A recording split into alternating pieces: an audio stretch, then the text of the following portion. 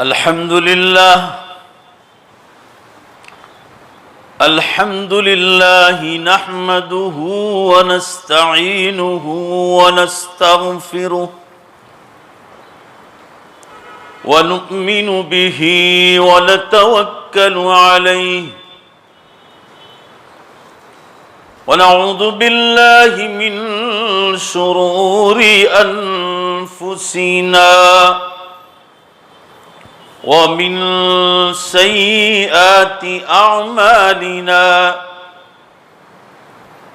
من يهده الله فلا مضل له ومن يضلله فلا هادي له ونشهد أن لا إله إلا الله وحده لا شريك له ونشهد أن سيدنا ومولانا محمدا عبده ورسوله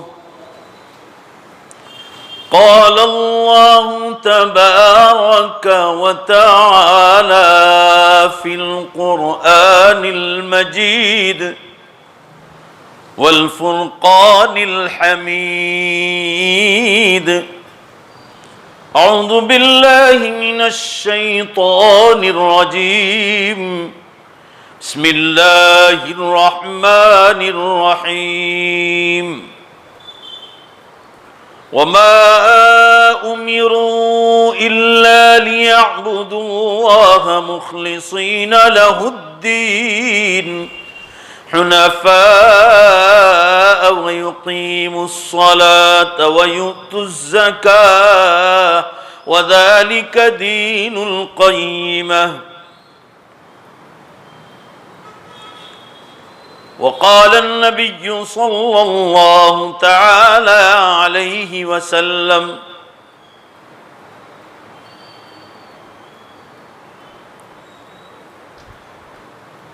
حينما سأل الصحابة رضوان الله تعالى عليهم أجمعين ما الأضاحي يا رسول الله صلى الله تعالى عليه وسلم قال سنة أبيكم إبراهيم عليه الصلاة والتسليم صدق الله مولانا العظيم وصدق رسوله النبي الأمي الكريم ونحن على ذلك لمن الشاهدين والشاكرين والحمد لله رب العالمين. ایک بار درود شریف پڑھ لیں. اللہم صلی علی سیدنا و نبینا و شفیعنا و حبیبنا سندنا مولانا محمد صلی اللہ علیہ وسلم. بزرگان محترم، عزیز نوجوانوں، رمضان المبارک کے بعد حج کے مہینے شروع ہو جاتے ہیں اور حج کے ہی ایام میں ذی الحجہ یعنی قربانی کے دن آتے ہیں.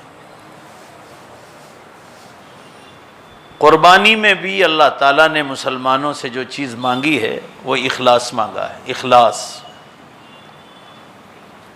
نماز پڑھیں تو اخلاص، روزہ رکھیں تو اخلاص، زکوٰۃ دیں تو اخلاص کا حکم، حج کریں تو اخلاص کا حکم.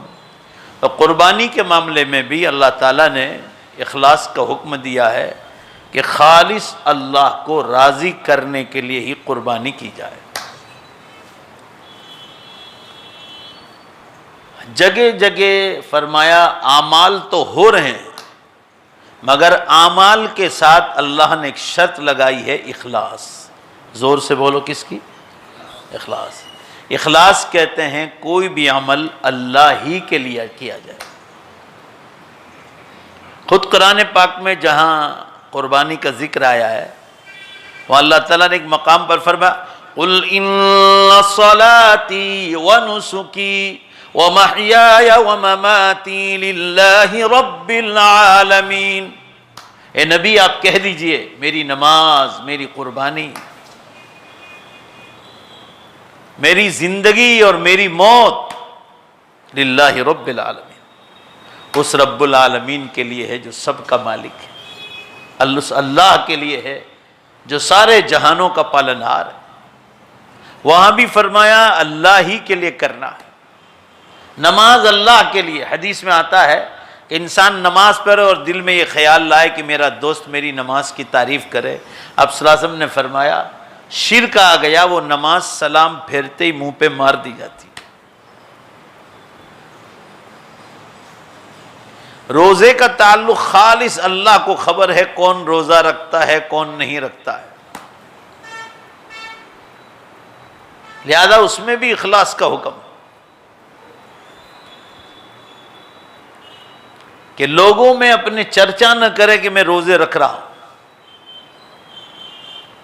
اب صلی اللہ علیہ وسلم نے فرمایا کہ فرض نمازیں ان کے ساتھ بھی اخلاص کا حکم ہے، مگر اخلاص ٹوٹنے کا بھی خطرہ ہے، اس لیے کہ نمازیں ہمیں لوگوں آپ کو دیکھتے ہیں نمازوں میں، مگر کچھ رکعتیں ایسی پڑھو کہ اللہ اور تمہارے سوا تیسرا کوئی نہ جانے، اس کو تہجد کی نماز فرمائے۔ اللہ ہم سب کو توفیق عطا فرمائے۔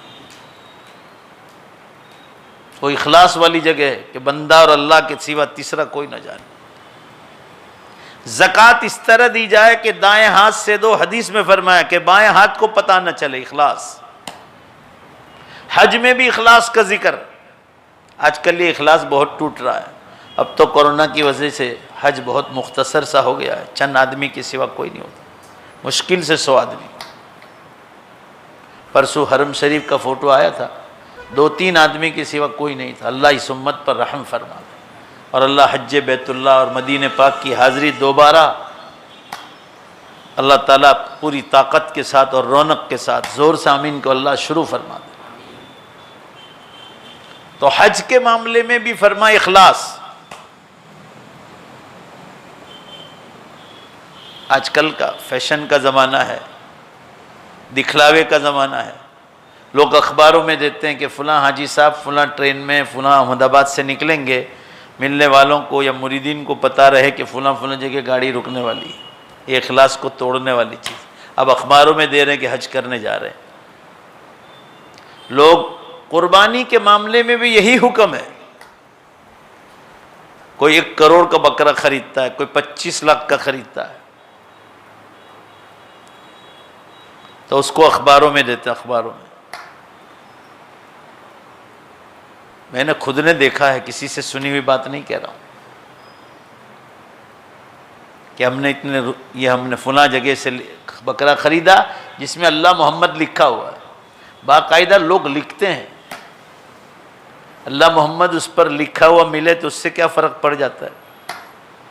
اس سے تو وہ گندگی میں بیٹھتا ہے، پیشاب کرتا ہے، وہاں بھی لگتا ہوگا۔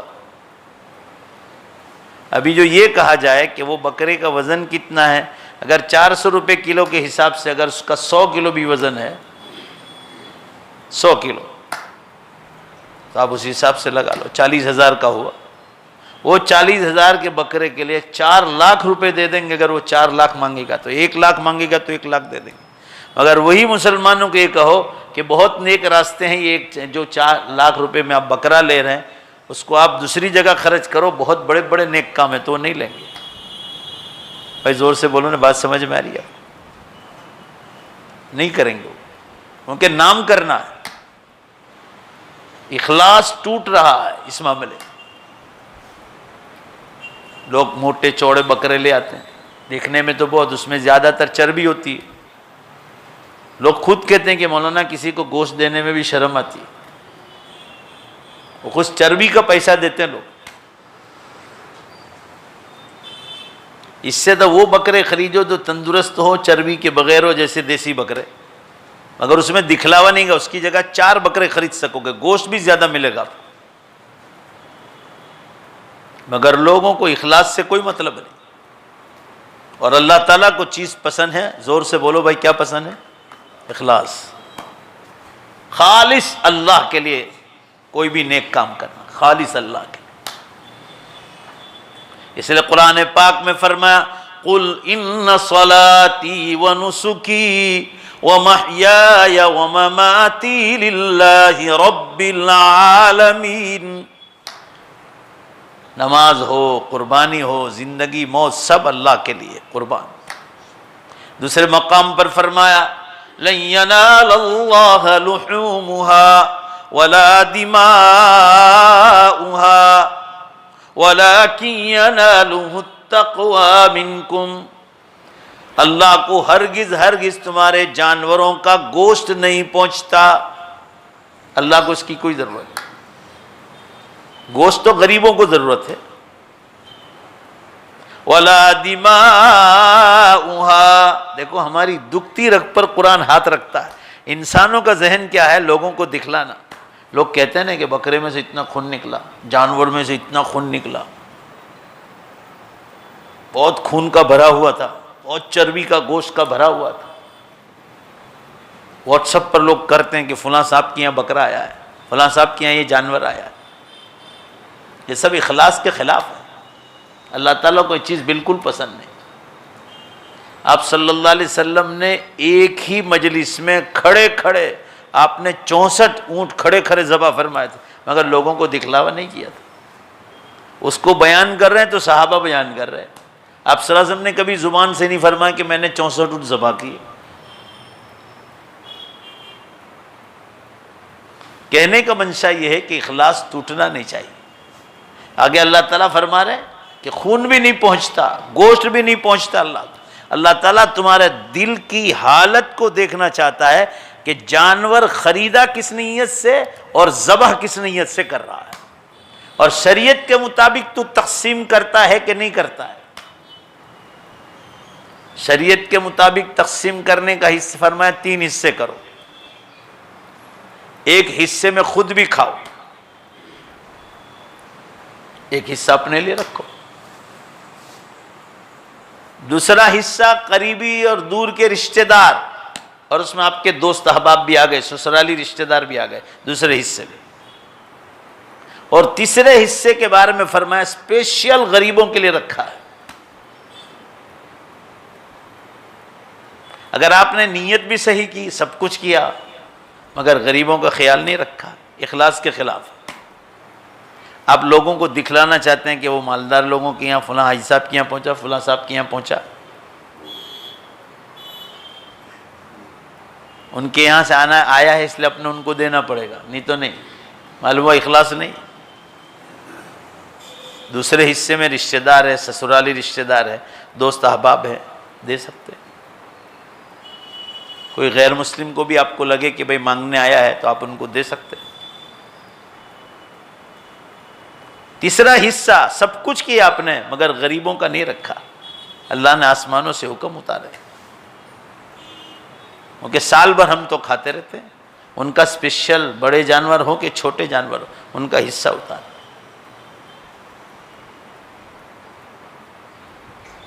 تو فرمایا کہ اگر سب کچھ صحیح کیا مگر یہ نہیں کیا، اس لیے فرمایا وَلَكِنْ يَنَالُهُ التَّقْوَى مِنْكُمْ، دکھلاوے کے لیے کر رہے ہو، اللہ کو جو پہنچتا ہے وہ تقوی پہنچتا ہے، تمہارے دل کی نیت پہنچتی ہے کہ نیت صاف ہے کہ نہیں، اللہ کے لیے کر رہے ہو یا لوگوں کو دکھلانے کے لیے کر رہے ہو۔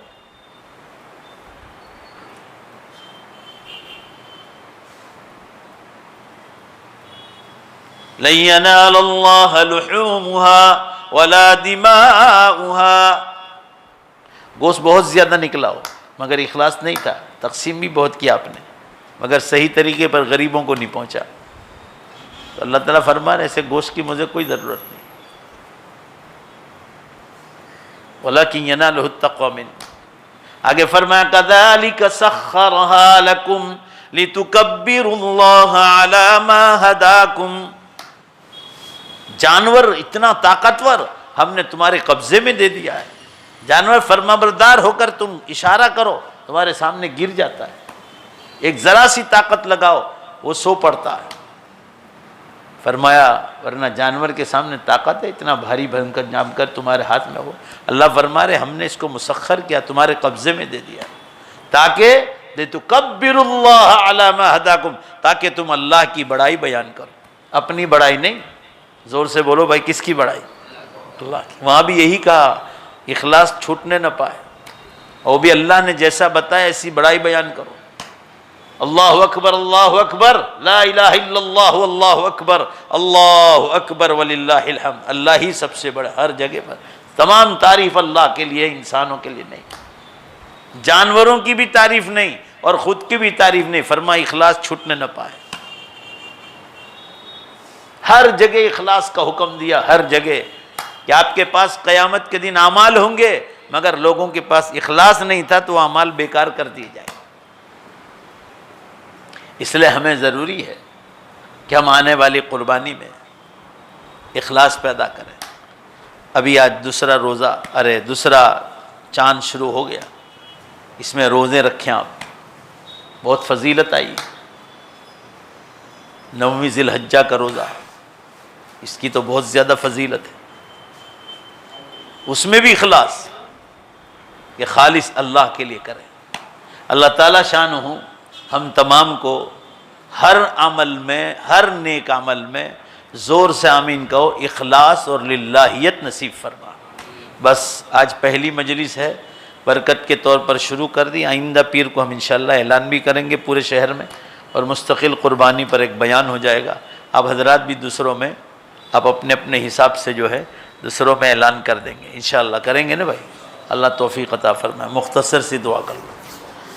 بسم اللہ الرحمن الرحیم، الحمدللہ رب العالمین والعاقبۃ للمتقین والصلاة والسلام علی خیر خلق محمد وآلہ وصحبہ اجمعین۔ ربنا آتنا فی الدنیا حسنہ وفی الآخرۃ حسنہ وقنا عذاب النار۔ اے اللہ جتنی بات سنی اس پر عمل کی توفیق عطا فرما، ہم سب کو، پوری امت کو اخلاص اور للہیت نصیب فرما۔ اے اللہ سکون اطمینان کے ساتھ پوری دنیا میں قربانی کا یہ نیک عمل پورا ہو جائے، حج کا عمل نیک پورا ہو جائے سکون کے ساتھ۔ اے اللہ غیب سے ایسی مدد نازل فرما۔ اے اللہ قربانی کے نام پر لوگ لڑائیاں ڈھونڈ رہے ہیں، اے اللہ امت میں سکون، طمانینت، راحت نصیب فرما۔ لڑائی جھگڑوں سے امت کی حفاظت فرما۔ جہاں تک ہو سکے پوری دنیا میں یہ نیک تیوہار، نیک عمل والا تیوہار شانتی اور سکون کے ساتھ پورا ہو جائے۔ اللہ غیب سے ایسی مدد نازل فرما۔ مسلمانوں کو بھی پردے میں کرنے کی توفیق عطا فرما۔ اے اللہ یہ مبارک دنوں میں روزے رکھنے کی توفیق عطا فرما، ہر جگہ اخلاص اور للہیت کی توفیق عطا فرما۔ اے اللہ ہماری اس مختصر چھوٹی سی مجلس کو اپنی مبارک بارگاہ میں قبول فرما۔ اللہ یہ امت تک یہ میسیج پہنچ جائے، اے اللہ ایسی توفیق عطا فرما۔ یہ دو نوجوان یوٹیوب پر رکھنے کے لیے یہاں آئے ہیں، اے اللہ ان کی اس مساعی جمیلہ اور ان کی اس نیک توفیق اور محنت کو قبول فرما، اور امت سنے اور اس سے فائدہ اٹھائے۔ اللہ ایسی توفیق میں رحمت فرما، ہماری دعاؤں کو اپنے فضل و کرم سے قبول فرما برحمتک یا ارحم الراحمین۔